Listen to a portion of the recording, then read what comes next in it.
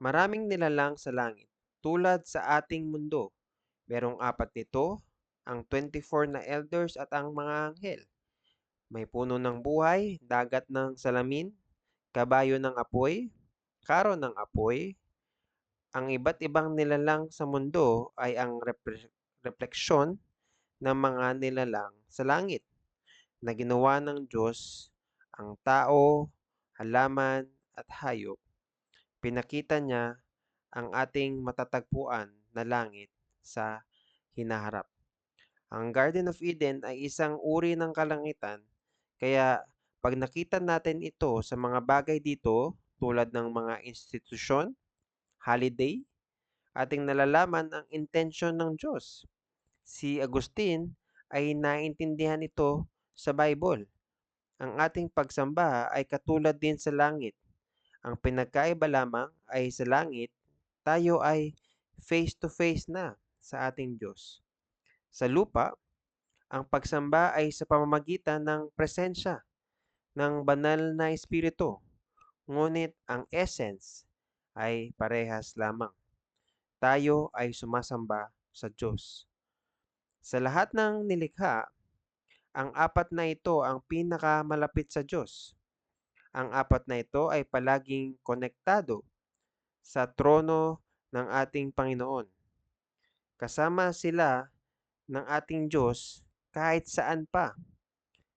Ano ang pagkakaintindi ng mga malalapit na nilalang na ito sa ating Diyos? Ito ay nagtatapos sa iisang salita, holy. Ang apat na nilalang na ito ay sumasamba sa Diyos sa lahat ng oras at inuulit-ulit nila ang salitang holy, holy, holy. May ibang salita na ginagamit, ngunit ang salitang day and night at holy lamang ang paulit-ulit na salitang ginagamit. Ang salitang holy ay sapat para mapakita ang Diyos na hindi kailangan pa ng iba pang mga wika. Ang Diyos ay holy sa anyo at sa kanyang karakter. Isa sa mga reason na mahirap intindihin ang salot na ito dahil hindi natin matatagpuan ang ating sarili dito. Ang nilalang sa langit ay nagbigay ng tanging deskripsyon ng Holy God. Sa Revelations chapter 4 verse 8 to 9, ang Diyos ay makapangyarihan. Siya ay namumuhay sa bawat henerasyon at habang buhay. Siya ay dakila at kaitaas-taasan. Ang salitang holy ay isang pahayag na nilalaman ang mga ito. Makikita natin ito sa nilikha, sa pagkakalikha ng Garden of Eden na ang ibig sabihin ay joy. Holiness includes joy. Ginawa niya ang lahat na mabuti, maganda, at may karunungan. Nilalaman ang lahat ng ito sa holiness. Importanteng parte nito ay ang kanyang pag-ibig. Ang kanyang lubos na pag-ibig at hustisya ay dahilan na siya ay holy. Maraming challenges sa pananampalataya dahil ang Diyos ay holy, kanyang pinag-uutos na tayo ay maging holy. Magpakabanal kayo sapagkat ako ay banal.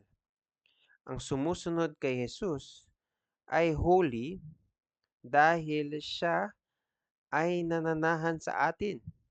Tayo ay in contact sa Kanya, kaya tayo ay holy. Hindi lamang ito panandalian, ngunit ito ay patuloy at panatilihin dahil ang Holy Spirit or ang banal na Espiritu ay nasa atin. Kaya lamang sa Old Testament, sila ay hinihikayat na tumalikod sa kanilang pagkakasala at huwag itong ipunin. Ibig sabihin, panatilihin nila ang pag-aalay ng mga sakripisyo.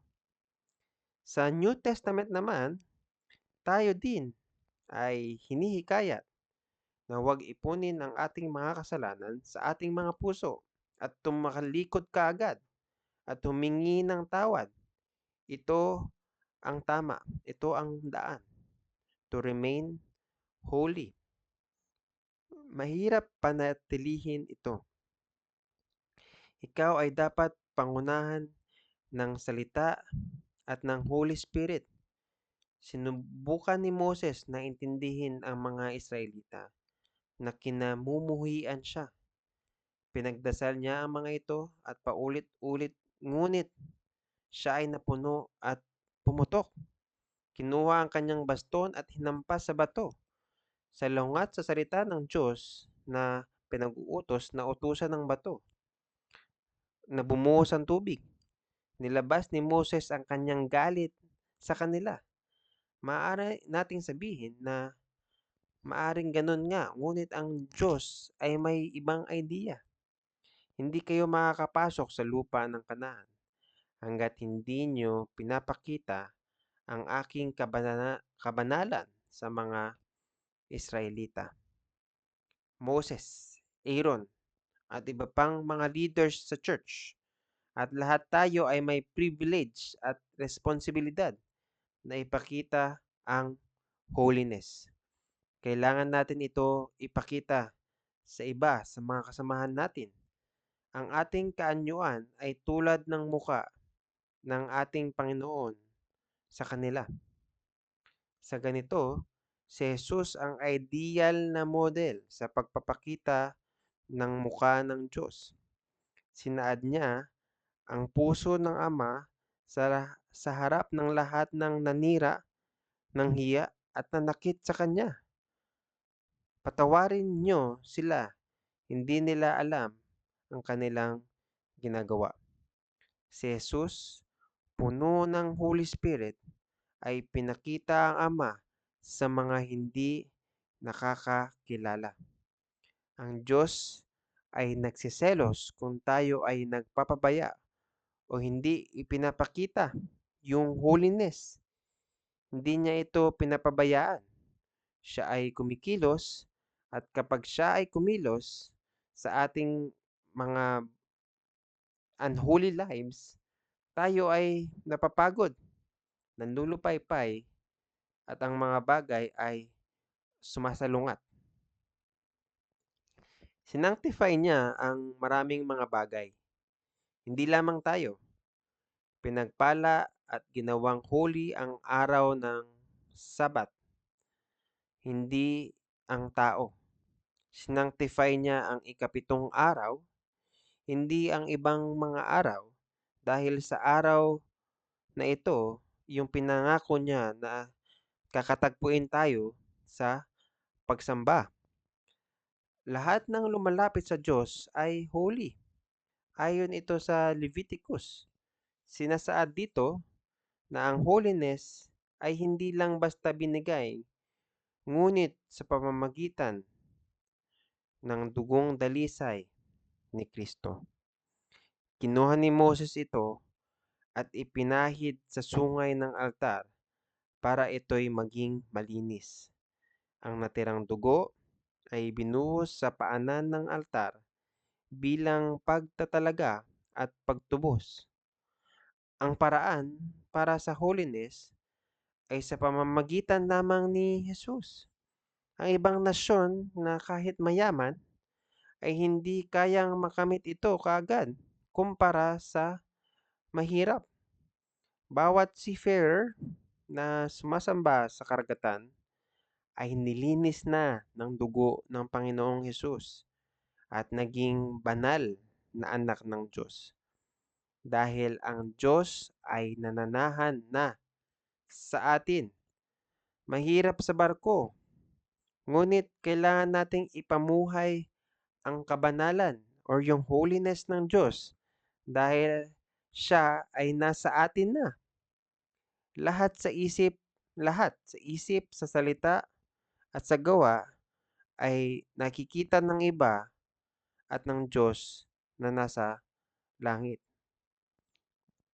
Ang salita at kilos natin on board ay malaking impluwensya para sa kanila. Hindi nais ng Diyos na tayo ay magtago at manahimik lamang, ngunit ito'y ating panindigan. Tayo ay ang asin at ang ilaw ng sanlibutan, sinabi niya. Ang asin ay pananalita ng mga puspos ng espiritu at ilaw naman sa kanilang kilos at gawa. Tayo lamang ang manggagawa na pinadala ni Jesus para ipakita ang kabanalan. Kaya gawin natin ito sa ngalan ng ating Panginoong Jesus. Makita nawa natin ang holiness ng Diyos sa ating pagsamba, tulad ng mga nilalang sa langit na nananahan sa kanyang kaluwalhatian. Nawa tayo ay mapuspos ng Holy Spirit na makita natin ang kanyang kabanalan sa pagpupuri at sa dalangin at sa salita na nabubuhay.